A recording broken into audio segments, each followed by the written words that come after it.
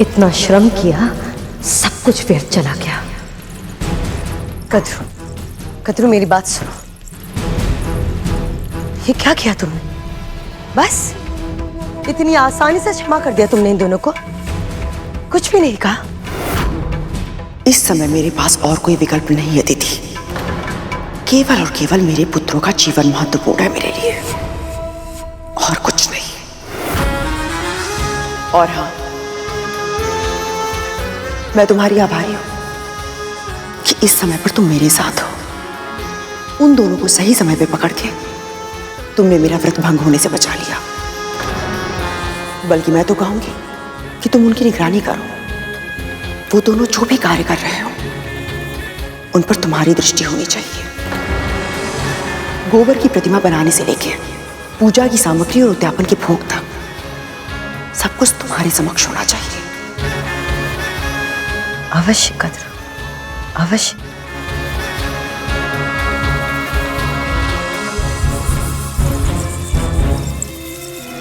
अब सारी जिम्मेदारी मेरी है, तो अब ना ये अनुष्ठान होगा और ना ही ये पूजा होगी। और मैं ये निश्चित करूंगी कि इस सब का दोष गरुड़ पे ही जाए। माँ, मैंने इनका सेवन नहीं किया है। जानती हूं मैं। तो फिर आप ये भी जानती होंगी कि इन अस्थियों पर जो दांतों के चिन्ह है वो किसी असुर के ही हो सकते हैं। हाँ। तो फिर माँ, आपने महारानी को ये क्यों नहीं बताया कि समस्याएं दीदी माँ उत्पन्न कर रही है? क्योंकि इस समय मेरा सारा ध्यान इस व्रत को सफल बनाने में है गरुड़, और तुझे भी वही करना चाहिए। कद्रू दीदी मानसिक रूप से ऐसी स्थिति में नहीं है कि वो ये समझ पाए कि कौन उनका हितैषी है और कौन शत्रु। इस समय उनका अपराधी तू है गरुड़, क्योंकि नाग तेरे साथ गए थे और सुरक्षित नहीं लौटे। इस समय उन्हें यह समझाना असंभव है कि तू निर्दोष है। इसलिए हमें अपना समय उसमें नष्ट करने की बजाय इस व्रत की रक्षा में लगाना चाहिए, ताकि कोई भी कद्रू दीदी और नागू का अहित न कर पाए। चाहे जो हो जाए गरुड़, इस व्रत को सफल होना ही होगा।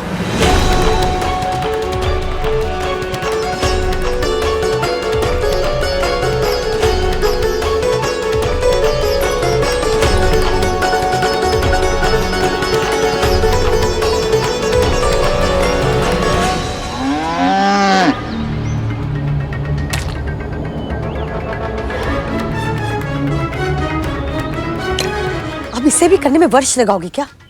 शीघ्र करो, कद्रू स्नान करके आती होगी। माँ, कितनी दुर्गंध आ रही है। आपकी योजना क्या है? कल आपने मुर्गी उठवाई, आज आप गोबर उठवा रही हैं। अरे आप यहाँ गरुड़ के प्राण लेने आई थी या मुझे दंड देने? तुम्हारे प्राण बस रहे थे ना गरुड़ में, तुम ही लेके आए थे सूचना। तुमने ही मुझे उकसाया है ना। अब मैं जैसा कह रही हूँ उसे चुपचाप करो।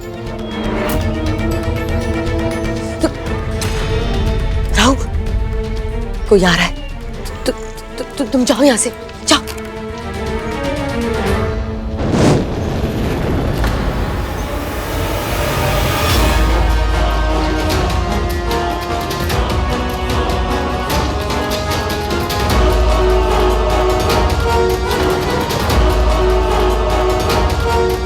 अरे, इतनी शीघ्र गोबर किसने उठा लिया?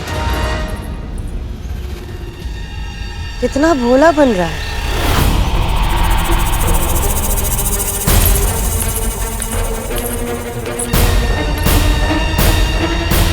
क्या हुआ दीदी?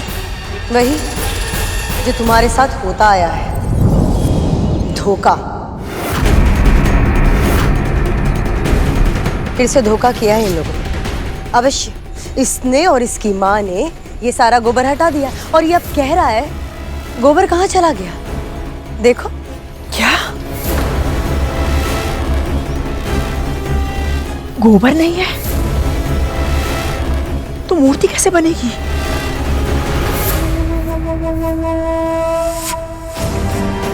क्यों क्यों कर रहा है तू मेरे साथ ऐसा?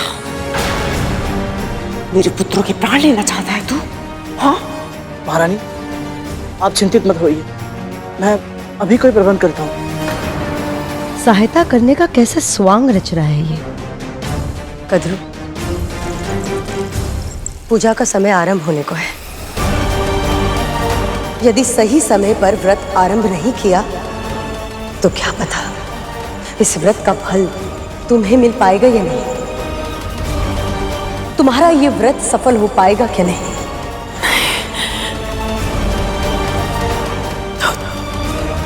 तो फिर मेरा व्रत। हे गौ माता,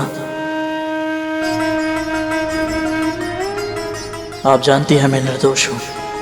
मेरी माँ ने जीवित पुत्री का व्रत का प्रण किया है, जिसके लिए आपका गोबर बहुत आवश्यक है। मेरी माँ का मनोरथ सिद्ध करवाने में और मेरे भाइयों की प्राण रक्षा करने में सहायता कीजिए गौ माता।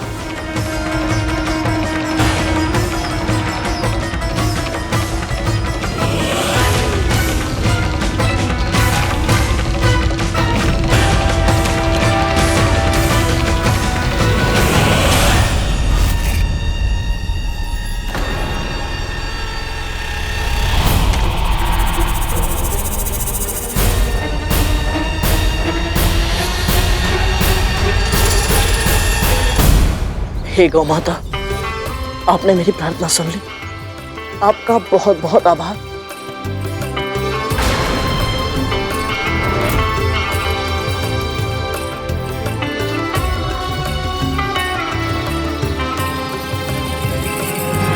ठहरो दीदी,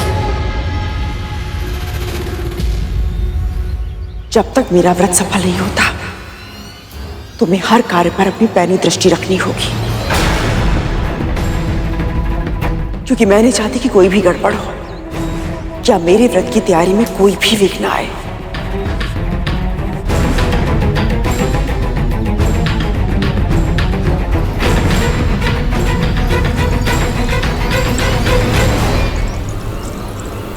मैं गरुड़ को इस प्रकार मेरी योजना विफल करने नहीं दे सकती। मुझे कोई अंतर नहीं पड़ता यदि ये आपका षड्यंत्र था या नहीं।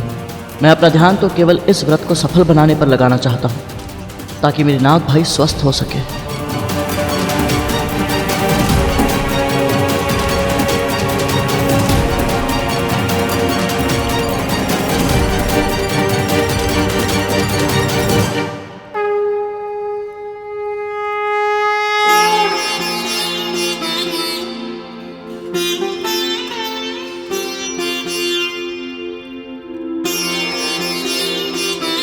लीजिए महारानी, ये अंतिम मूर्ति भी पूर्ण हुई।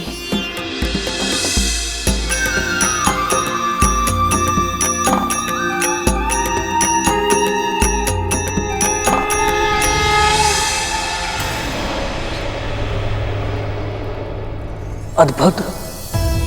ये मूर्तियां दिखने में साधारण है, परंतु कितनी दिव्य है माँ। इतने कम समय में तूने प्रभु की इतनी सुंदर मूर्ति बना दी। ऐसा लग रहा है जैसे स्वयं प्रभु नारायण इसमें आकर बस गए हो और हमें आशीर्वाद दे रहे हो।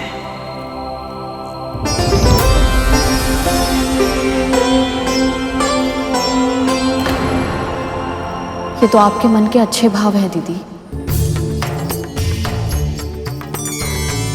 और सच कहूं तो जिस तरह से आपने स्वयं को इस व्रत के लिए तैयार किया है, उसे देखने के बाद मुझे कोई शंका नहीं है कि हम दोनों का ये व्रत अवश्य ही सफल होगा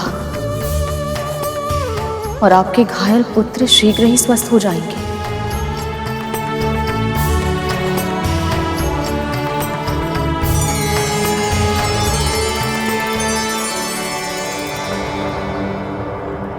इन दोनों के सुर तो फिर से मिल गए हैं माँ। आपकी सारी योजनाएं एक के बाद एक असफल होती जा रही हैं। जब तक विंता कद्रू के साथ रहेगी और गरुड़ विंता के साथ, तब तक हमारी योजना सफल नहीं हो पाएगी। इसलिए वक्त आ गया है माँ को बेटी से अलग करने का। मुझे बहुत अच्छा लग रहा है, बहुत अच्छा लग रहा है ये देखकर कि तुम दोनों इतनी अच्छी भावनाओं के साथ इस व्रत का आरंभ कर रहे हो। पर अभी बहुत कुछ करना शेष है। अभी तो पूरा दिन व्रत भी रखना है और पूजा का भोग भी बनाना है, और कल व्रत खोलने के लिए मरु का आटा और नोनी का साग भी तो लेकर आना है।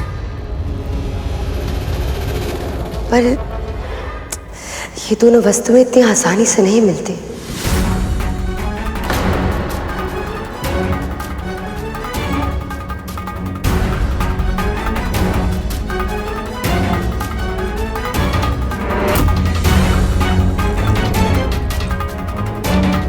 मैं लाऊंगा। मुझे बताइए ये दोनों वस्तुएं कहाँ मिलेंगी? कोई आवश्यकता नहीं है गरुड़। हमारे भाइयों के प्राण संकट में है।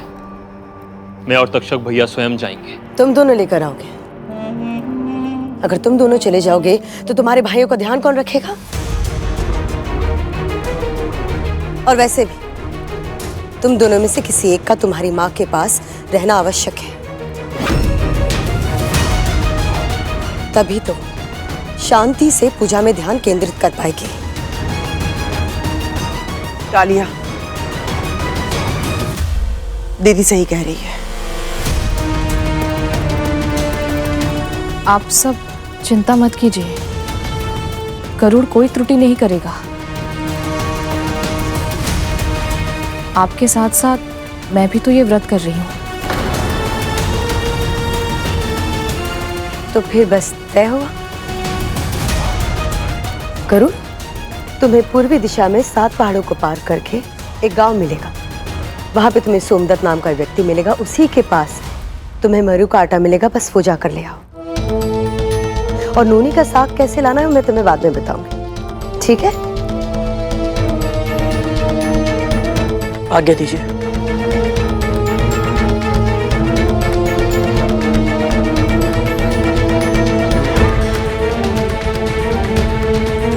विंता, तुम अपनी कुटिया में जाओ, क्योंकि मैं नहीं चाहती कि तू उसके पास रहे और उसकी शांति में बाधा डाले। पर भोग? भोग भोग मैं बना लूंगी।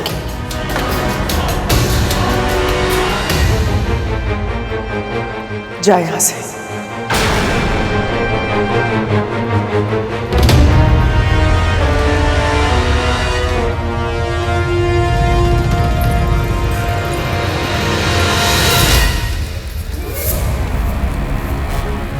ये क्या कर रही हो? देखो चूल्हे में तो बिल्कुल भी लकड़ी नहीं है। इस तरह से खाना बनाओगी तुम? जाओ लकड़ी लेके आओ, जाओ यहां से।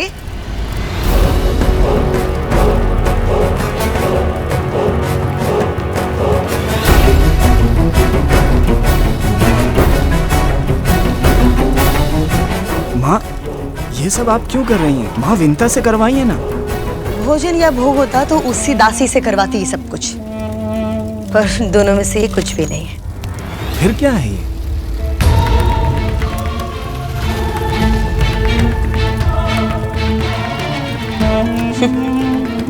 प्रलोभन है ये, विशेष जड़ी बूटी है। इसे मैं इस व्यंजन में मिला रही हूं। इसकी सुगंध से तो स्वयं देवता भी अपने आप को रोक नहीं पाते हैं। तो सोचो कद्रू का क्या होगा? कद्रू तो वैसे भी अपने लोभ को नियंत्रित करने में सक्षम नहीं है। तो सोचो जब इस खाने की सुगंध आएगी तो फिर वो कैसे खींची चली आएगी, बिल्कुल वैसे ही जैसे पीन बजाते नाक खींचे चले आते हैं। और इस समय माँ विंता भी माँ कद्रू के साथ नहीं है। वो अपना व्रत स्वयं ही तोड़ देगी। वाह, क्या योजना बनाई है माँ। पर आपने गरुड़ को इस साधारण से कार्य के लिए क्यों भेजा है माँ?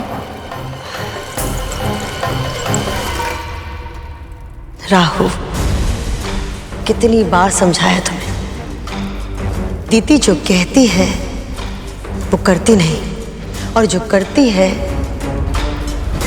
वो होता नहीं। अर्थात ये कार्य सुनने में बहुत साधारण सा लग रहा होगा लेकिन गरुड़ को अंदेशा भी नहीं है कि वो किस राक्षस की गुफा में जा रहा है।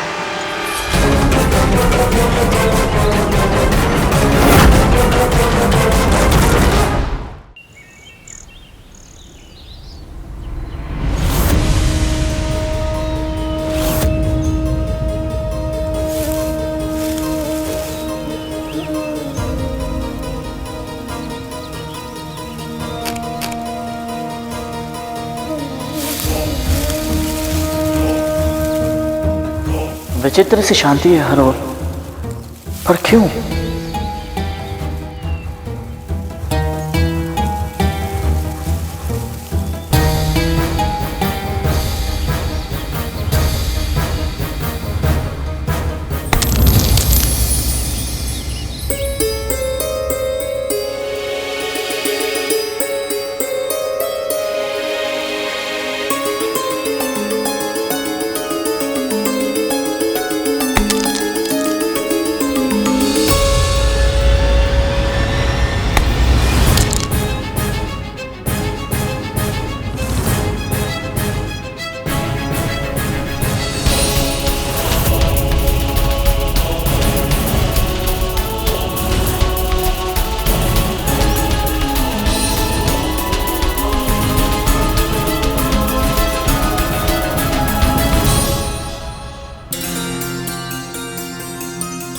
मरुए का आटा?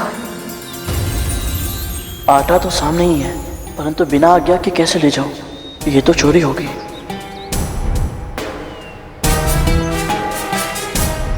कोई है? भीतर कोई है? कोई है?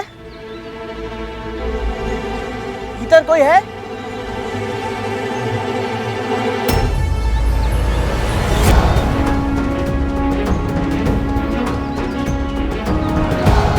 यहाँ क्यों आए हो?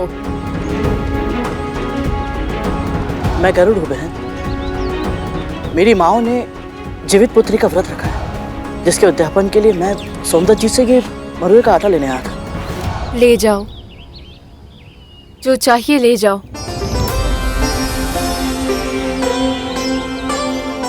आप कौन है बहन?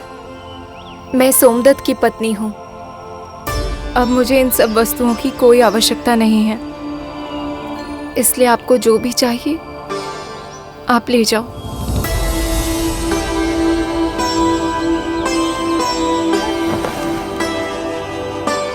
इनका कोई निजी कारण होगा, मुझे अधिक पूछताछ नहीं करनी चाहिए। वैसे भी सूर्यास्त से पहले वापस भी तो पहुंचना है। आपका बहुत बहुत धन्यवाद।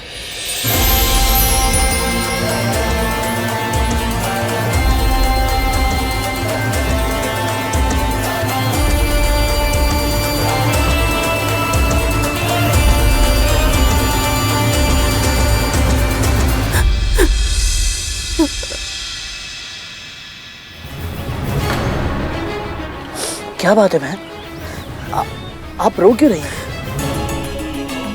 मुझे बताइए, हो सकता है मैं आपकी कोई सहायता कर पाऊं। भैया, उन्हें बचा लीजिए, मेरे स्वामी को बचा लीजिए। वो राक्षस उन्हें अपनी गुफा में लेकर गया है।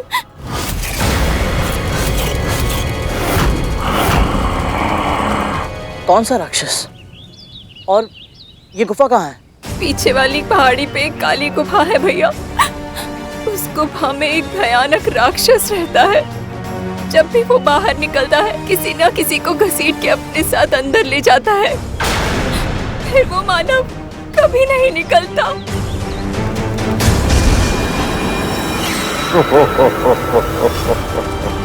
और इस बार वो मेरे पति को लेकर गया है। भैया, मेरे पति को बचा लो। चिंता मत कीजिए बहन, मैं आपके पति को सुरक्षित वापस ले आऊंगा।